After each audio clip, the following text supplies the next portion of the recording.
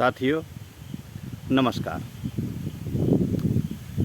आज हम बात करने वाले हैं वर्मी कंपोस्ट, एक उत्तम कोटि की जैविक खाद।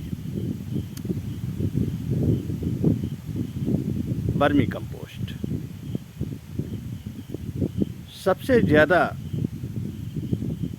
सरल तरीके से आज बताने का प्रयास करेंगे वर्मी कंपोस्ट को बनाने के विषय में। बहुत ही सिंपल आइडिया देते हैं। जो लोग बताते हैं थोड़ा सा जटिल होता है, उसकी प्रक्रिया थोड़ी सी जटिल बताई जाती है, जिससे समझ पाने में उतनी आसानी नहीं रहती है। आज जो हम वर्मी कंपोस्ट बनाने के विषय पर बात करने वाले हैं वो बहुत ही साधारण ढंग से और बहुत सरल है, जो आसानी से आपकी समझ में आ जाएगी। वर्मी कंपोस्ट में सबसे पहले ये समझना चाहिए कि वर्मी कंपोस्ट खाद है क्या। मित्रों, वर्मी कंपोस्ट खाद एक खास किस्म का केचुआ, जिसका साइंटिफिक नेम है असेनिया फोर्टिडा करके, ये लाल रंग का केचुआ होता है। छोटा सा होता है, ज़्यादा बड़ा नहीं होता, देसी केचुए के तरीके से जो मिट्टी खाता है। ये केचुए का आकार बहुत छोटा होता है और ये गोबर और तमाम जो जैविक अवशिष्ट कार्बनिक पदार्थ होते हैं उनको अपने भोजन के रूप में ये ग्रहण करता है और तेज़ी से इनको खा करके वर्मी कंपोस्ट में बदल देता है। कहने का मतलब जो मल के रूप में ये त्यागता है वही वर्मी कंपोस्ट खाद होती है। और इसका खाद बनाने का जो तरीका होता है, ये गोबर में जैसे ही इसको मिलाया जाता है तो ये अपनी वंश बेल जल्दी जल्दी बढ़ाने लगता है।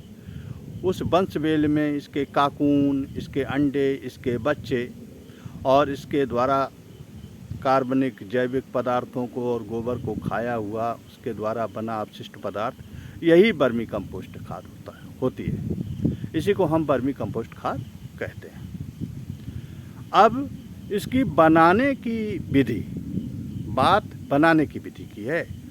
इसको समझने के लिए बहुत तामझाम की ज़्यादा ज़रूरत नहीं है। इसको हम बहुत आसानी से इस प्रकार से समझ सकते हैं कि वर्मी कंपोस्ट खाद बनाने के लिए सड़ा हुआ गोबर, कम से कम 25-30 दिन का अध सड़ा हुआ गोबर हमें लेना चाहिए और उसको किसी छायादार स्थान में फावड़े की सहायता से पानी डाल करके उसको हमें ठंडा कर लेना चाहिए। इतना ठंडा कर लेना चाहिए कि उसकी गर्मी निकल जाए, जिससे केचुआ उसमें जब डाला जाए तो केचुआ उसकी गर्मी के कारण उसमें मरे ना। यही एक चीज़ की विशेष रूप से इसमें सावधानी बरती जाती है। उसके बाद में जब हम ये निश्चित कर लें कि गोबर हमारा पूरी तरह से ठंडा हो गया है, तो फिर हम किसी छायादार स्थान, या तो छप्पर हो, झोपड़ी हो या कोई वृक्ष हो जहाँ पर छाया अच्छी हो, और वहाँ पर एक हम 2x2 मतलब चौड़ाई 2 मीटर लंबाई और 1 मीटर की गहराई का एक हम ट्रेंच खोद लेते हैं, गड्ढा बना लेते हैं। अगर हमारे पास लकड़ी की पेटी या ड्रम की व्यवस्था है तो ठीक है, नहीं तो ज़मीन में हम गड्ढा बना लेते हैं और बाज़ार से 1 रुपये मीटर वाली वही पॉलीथीन जो आती है उसको उसमें बिछा लेते हैं और उसमें हम छेद कर लेते हैं, 10-12 जगह छेद कर लेते हैं, जिससे जो एक्सेस पानी हो वो नीचे ज़मीन में निकल जाए।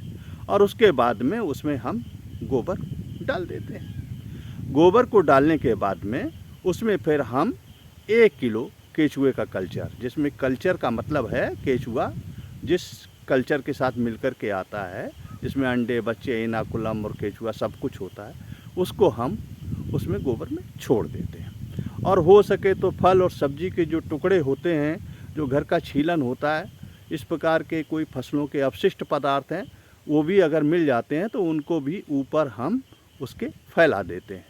इसमें विशेष रूप से हमें ध्यान ये देना होता है कि हमें पानी का छिड़काव सवेरे शाम करते रहना चाहिए।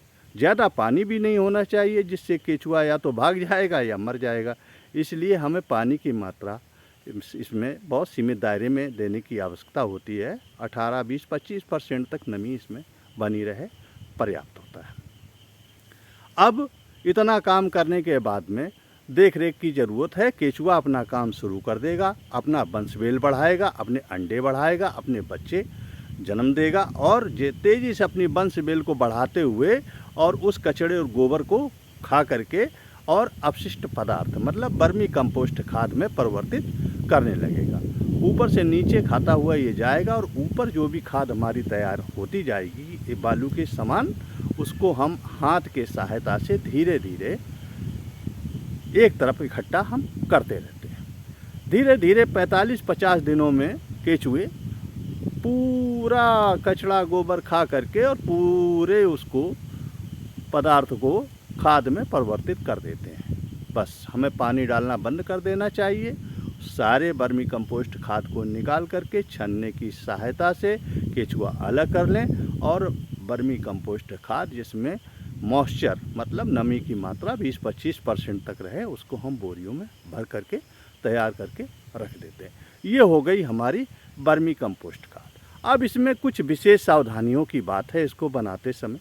तो कहने का मतलब एक तो पानी जो है इसमें हम बराबर छिड़काव करते रहें।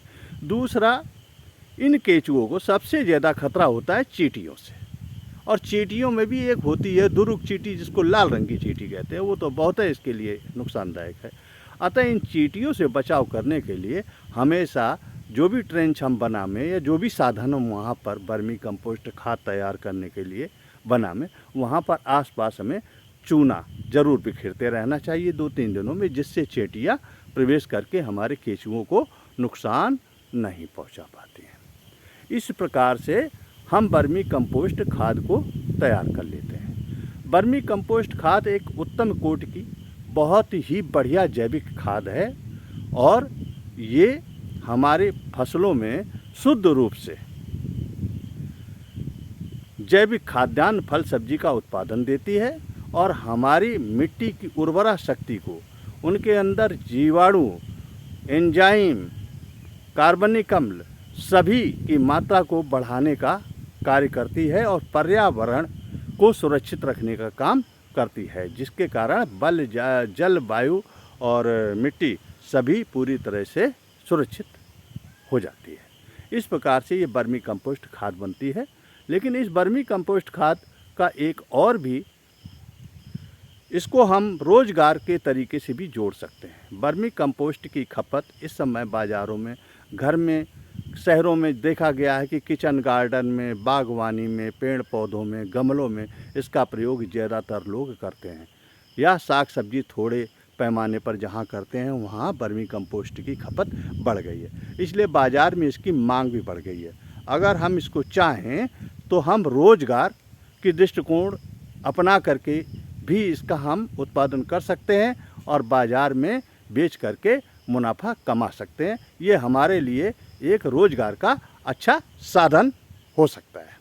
अतः हम थोड़ा इस पर विचार विमर्श करके इस कार्य को कर सकते हैं। इसमें लागत भी कोई विशेष नहीं आती है और किसी प्रकार का विशेष रूप से परिश्रम भी नहीं करना पड़ता है। एक पार्ट टाइम जॉब के तरीके से है और आमदनी इसकी बहुत बढ़िया है। साथियों, जानकारी अगर अच्छी लगे तो लाइक शेयर ज़रूर करें, सब्सक्राइब भी करें। अगर कोई चीज़ पूछनी है तो कमेंट बॉक्स में जा कर के पूछ सकते हैं। धन्यवाद।